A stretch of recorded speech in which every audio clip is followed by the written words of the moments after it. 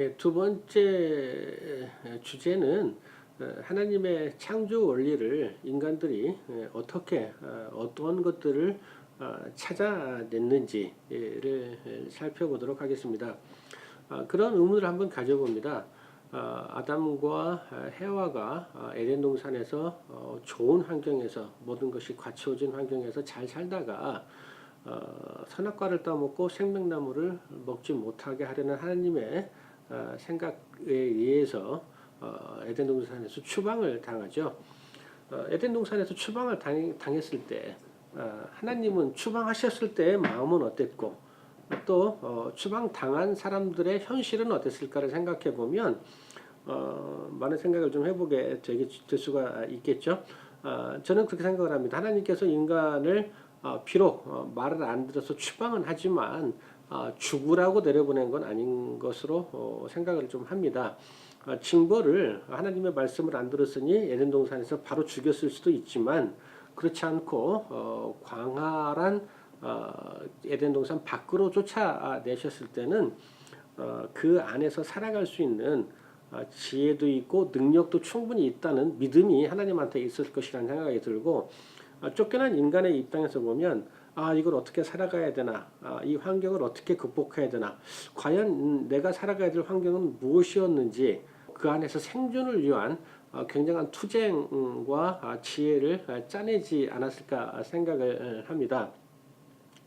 그런 환경에서 역사를 쭉 보게 되면 사람의 숫자가 늘어나고 수렵 시대를 지나고 농경 시대로 오게 되면서 고대에는 아직 인간들의 지혜가 발달하지 못해서 하늘에 의존하는 그런 수준의 삶을 살게 되죠.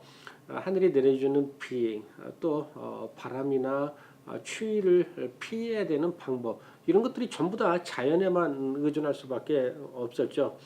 그래서 자연스럽게 하늘에 대한 두려움 또 경외심 이런 것들이 생겨날 수밖에 없었고, 하나님을 모르는 세대 사람들은 당연히 삶과 죽음 또 땅과 하늘이 어떻게 운행되는지에 대해서 궁금해할 수밖에 없었고, 그런 것들을 신화의 형태로 만들어서 세상이 이렇게 만들어졌고 인간의 생명은 이렇게 시작하고 인간의 죽음은 이렇게 생각하고 죽은 다음에는 혹시 무슨 일이 이렇게 벌어지지 않을까, 이런 생각들을 만들어내지 않았을까 생각을 합니다.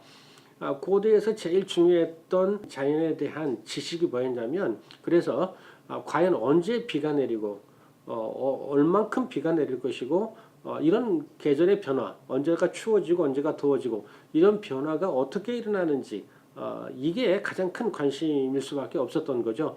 그래서 천체 운행의 신비에 관한 연구가 가장 오래된 지식 추구의 한 대목이었죠. 그리스 로마 시대 BC 약 500년경에 플라톤은 이러한 이야기들을 어떻게 엮어내냐면 조물주를 생각합니다. 데미우르고스라고 하는 조물주가 이미 지구상에 있던 물질들로 세상을 창조했다. 그리고 이 창조주는 굉장히 합리적인 생각을 가지고 있어서 수학적 기하학적 원리로 천체를 운영한다. 그러니까 별들도 이런 기하학적인 수학적인 방법으로 돌아가도록 만들어놨을 거다라고 유추를 좀 하게 되죠. 조금 한 걸음 더 나가서 여러분 잘 아시는 유명한 수학자인 피타고라스는 이게 태양을 중심으로 모든 것들이 움직이고 있구나. 또 에오독수스라고 하는 사람은 이런 그 모든 행성들은 전부 다 동그랗게 생겼네. 그게 전부 다 등속도 운동을 하네 라고 하는 이런 운동설들을 하늘을 관찰함으로써 알아내게 되죠. 그래서 이런 천체 운행의 신비가 농업에 사용되기도 하고 전쟁에 활용되기도 하고, 그래서 인간이 기본적인 문명을 발전시키는데 크게 사용을 하죠. 이랬던 것들이 기독교 시대 AD 100년에서 1500년 사이 기독교가 지배하던 시대에는 이러한 천체에 관한 연구가 주춤해집니다. 천동설이죠. 하나님이 인간이 살게 한 지구가 우주의 중심이다. 지구를 중심으로 모든 행성들이 돌고 있고 태양도 돈다. 이런 주장들에 대해서 거부할 수가 없었습니다. 그러다가 1543년도 코페르니쿠스가 지동설을 주장하죠. 지동설을 주장했는데 그 이후에 신부나 목사였던 갈릴레오와 케플러가 이 지구를 중심으로 세상이 도는 게 아니라 태양을 중심으로 태양계가 어떻게 형성됐는지를 찾아내게 되죠. 그러고 나니까 1500년 동안 천동설, 지구를 중심으로 태양이 돌고 다른 별들이 돈다고 생각했던 기독교 중심의 세상에 큰 충격이 생겨나죠. 인간이 살고 있는 지구가 중심이 아닌 수많은 행성 중에 하나라니라고 하는 생각이 들면서 많은 혼란에 빠집니다. 하지만 이러한 생각들이 결과적으로는 인간들이 과학이라고 하는 것을 근본적으로 탐구할 수 있는 그런 계기를 만들어 주죠. 천체 운행의 신비를 밝혀내면서 과연 이 지구 우주가 어떻게 탄생됐는지를 가설로서 만들어낸 게 바로 빅뱅 가설이죠. 인간들이 만들어낸 기술로 지금까지 알아낸 과학적 정보는 우주는 약 137년 전에 생겨났다. 근데 아주 작은 물질이나 공간이 순간적으로 매우 높은 에너지로 폭발을 했다. 약 10의 마이너스 34승 초라고 하는 생각할 수도 없을 정도로 짧은 시간에 이게 폭발을 일으켜가지고 한 34만 년 걸쳐서 이 우주가 팽창이 되면서 이 우주가 형성이 됐다. 이런 이야기를 합니다. 그리고 또 과연 이 우주의 끝은 여러분이 궁금해하는 이 인류의 종말은 우주의 끝은 어디냐? 그래서 우주가 닫혀 있다면 이게 막 팽창을 하다가 어느 순간 그 빅뱅처럼 빅립을 이루어서 하나로 탁 사라질 거다라는 얘기도 있고요. 열린 우주에서 계속 팽창할 거다. 그래서 점점 추워질 거다. 이런 얘기를 생각하기도 하고요. 평평한 우주로 가서 모든 것들이 완만해질 거다. 이런 여러 가지 이제 가설들을 내놓고 있죠. 이렇게 우주가 탄생하면서 약 45억 년 전에 태양계가 탄생을 한다. 태양을 중심으로 수성, 금성, 지구, 화성, 목성, 토성, 천왕성, 해왕성 8개 행성과 이 행성을 둘러싸고 있는 유성들, 소행성, 해성, 우성, 유성이 구성이 됐다라고 하는 것을 과학자들이 이 태양계 우주의 탄생의 과학적 근거들로 제시하고 있죠. 또 관측 도구를 통해서 입증한 바로는 수많은 별들이 생성이 되고 소멸도 된다는 겁니다. 한번 만들어진 것이 영원히 있는 것이 아니고 지금도 새롭게 별들이 만들어지기도 하고 소멸된다라고 하는 천체 운행의 신비를 밝혀내고 이러한 그 밝혀낸 신비를 통해서 우리가 많은 과학 기술들을 발전시켜 왔죠. 두 번째가 생명에 대한 신비입니다. 과연 인체는 어떻게 구성이 되었을까? 무엇이 생명을 유지하게 하는 것일까? 이런 것들을 하나씩 우리가 인류가 역사의 발전 과정에서 밝혀왔다는 겁니다. 일상이나 사냥 전쟁에서 생긴 상처를 통해서 인체가 어떻게 생겼는지, 인체의 내부가 어떻게 생겼는지 이해하기 시작을 했었죠.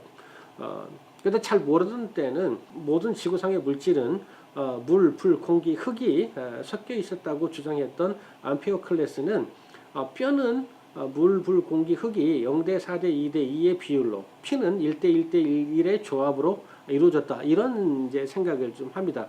모르던 시절의 이야기죠. 의학의 아버지라고 하는 히포크라테스는 신체는 피, 조맥, 황담즙과 흑담즙으로 구성이 되어 있다. 이런 주장을 하는 수준에 머물게 됩니다. 그러다가 BC 210년경에 갈레노스라고 하는 사람이 의학의 체계를 잡죠. 이렇게 만들어놓은 의학의 체계가 약 1700년가량 지속이 됩니다. 인간의 몸은 간 중심의 소화기관, 폐와 심장 중심의 호흡기관, 또 뇌 중심의 신경기관으로 신체 기능 체계가 만들어져 있다. 또 각 기관은 동작의 원리를 모르니까 자연의 정령이, 또 생명의 정령이, 영혼의 정령이 영양분을 공급한다. 이런 수준의 어떤 그 의학 체계가 형성이 되게 됩니다. 그래서 구체적으로 우리 몸의 기능들에 대해서는 알 방법이 없었죠. 그러다가 약 1600년경에 베살리우스라고 하는 사람이 인체를 구체적으로 해부게 됩니다. 그래서 인체 기관 하나하나를 6개의 해부도를 만들어 가지고 사람의 몸이 어떻게 생겼고 각 그 안에 있는 기관들이 어떤 기능을 하는지를 입증하는 학문이 시작이 되게 되죠. 그래서 피는 간에서 심장으로 흐르고 있다는 갈레노스의 의학 체계를 벗어나서 심장에서 전체 몸으로 배분되고 이게 신체를 한 바퀴 돌면 다시 심장으로 돌아온다. 이런 원리들을 찾아내죠. 이후 세포와 유전자 연구로 이어지는 계기가 만들어지죠. 이렇게 생명을 신체를 해부함으로써 17세기 이후에는 기계론적인 생명관이 등장을 하면서 이성과 신앙을 분리하는 계기가 되죠. 또 관찰과 실증주의가 태동이 되게 됩니다. 또 세 번째는 인간들이 가지고 있던 만물의 근원이 무엇인지에 대한 원리를 밝혀내는 거죠. 물질 구성의 기본은 무엇인가? 라는 질문을 고대 쪽부터 던집니다. BC 400년, 500년경에는 탈레스가 물이 만물의 근원이다. 아나시메네스는 공기다. 또 피타고라스는 숫자다. 우리가 수는 1, 2, 3, 4 숫자다. 엠피도클레스는 물, 불, 공기, 흙의 비율로 정해진다. 또 데모크리토스라고 하는 건 모든 물질을 쪼개다 보면은 나누어지지 않는 원자가 존재한다. 근대 생각과 가장 근접한 생각을 했죠. 플라톤은 물, 공기, 흙, 물, 하늘이라고 하는 5개 소자로 모든 물질이 구성되어 있다. 여기에서 뭐가 나오냐면은 연금술이 나오죠. 이런 것들 배율만 잘 섞으면 금을 만들 수 있다. 라는 게 연금술의 시작이죠. 동양에서는 이기오행설을 주장합니다. 음과 양의 이기와 목, 화, 토, 금, 수의 오행이 모든 것들의 구성의 원리다. 그래서 색도 5가지요, 냄새도 5가지요, 소리도 5가지요, 곡식도 5가지요, 모든 사람의 생명의 질서도 5가지라고 하는 이기오행설이 물질 구성의 기본 모든 원리로 생각을 좀 하게 되죠. 이러한 생각이 어떤 과학적인 기계적인 분석 철학이 도입되면서 AD 1803년에 돌턴이 원자론을 제시합니다. 물질의 최소 구성 단위가 원자 핵을 중심으로 전자들이 돌고 있는 원자이다 라는 주장을 좀 하게 되죠. 그리고 모든 물체의 특징은 이 원자와 원자의 결합 구조에 의해서 결정이 된다라는 과학적 분석을 내놓습니다. 이 돌턴의 원자론이 오늘날 과학에 여러분 우리가 사용하고 있는 모든 전자뿐만 아니라 화학 물리학의 근본이 되는 어떤 결정적인 계기를 마련해 내놓죠. 그래서 원자의 종류와 특징의 이해를 통해서 현대과학의 발전을 이루는 계기를 만들어냅니다. 또 한 가지가 진화론과 우생학입니다. 진화론은 창세기 1장의 창조 원리, 각 생물을 종류대로 창조하셨다는 말씀에 도전하는 것으로 생각이 돼서 서양 세계에서 기독교 세계에서 큰 반발을 일으키죠. 자연환경에 적응하기 위해 하나의 종이 다른 종으로 전환될 수 있다는 학설입니다. 1859년도에 다윈이 이제 그 세계화로 인해서 각 대륙에 어떤 생물들이 살고 있고 어떻게 성질이 다른지를 연구하다가 발견해낸 것이죠. 서로 다른 환경에 똑같은 종이라도 서로 다른 환경에서 다른 종으로 발전해 나갈 수 있다 라고 하는 설명을 한 게 진화론이어서 큰 파장을 일으켰죠. 또 우생학이라고 하는 게 있었습니다. 고대에도 우생학이 있었습니다. 플라톤이 주장한 이야기는 훌륭한 남자와 훌륭한 여자를 결합해야 좋은 아이가 태어날 수 있다. 또 육적 정신적으로 문제 있는 사람은 죽여야 된다. 이런 주장을 하죠. 중세 캄파넬라가 태양의 도시에서 이런 주장을 좀 했었는데요. 좋은 것들을 선별해서 좋은 것들끼리 더 좋은 걸 만들어내자라고 하는 우생학이 1803년 골턴이 종의 개량의 인위적 선발 육종으로 가능하다고 주장함으로써 체계화가 됐죠. 원하는 종을 만드는 것이 가능하다는, 우리가 새로운 종을 창조해낼 수 있다는 이러한 주장이 결국은 현세에서 정치적으로 활용되면서 인종을 골라서 학살하는 이런 문제까지 전개가 되기도 합니다. 다음으로는 사람이 생각하는 사고의 체계를 분석하는 일입니다.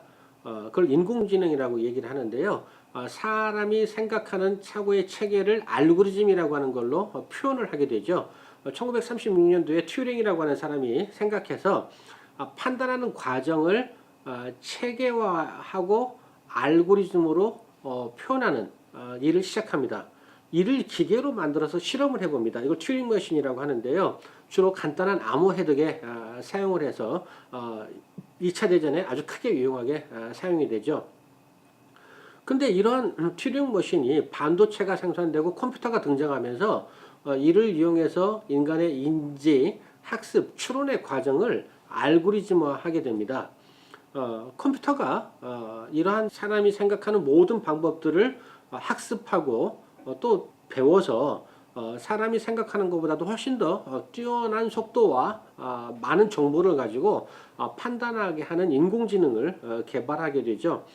컴퓨터가 네트워크에 연결되면서 지식들이 공유가 되면서 지식의 한계가 무한 확장되는 이런 일들이 벌어지죠.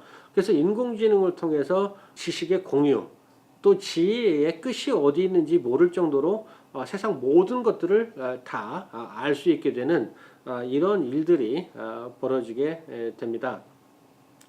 이와 같이 인간들이 하나님의 창조 원리를 찾아낸 것들을 몇 가지 핵심적인 것들을 골라봤는데요. 이렇게 찾아낸 하나님의 세상 창조 원리를 활용해서 오늘날과 같은 인간의 삶의 질이 향상이 되고 정말 풍요롭고 놀라운 문명을 이루어서 살 수가 있게 되었죠. 근데 이와 같은 자연 창조의 원리를 알아내는 이 일이 생명 창조에까지 또 우리의 인간 수명의 무한 연장까지 계속 될 거라는 점입니다. 이러한 하나님의 창조 원리의 발견 또 응용이 언제까지 어떤 형태로 갈 것인지 궁금한 사항이고 우리가 잘 지켜봐야 될 일이 아닌가 생각을 합니다.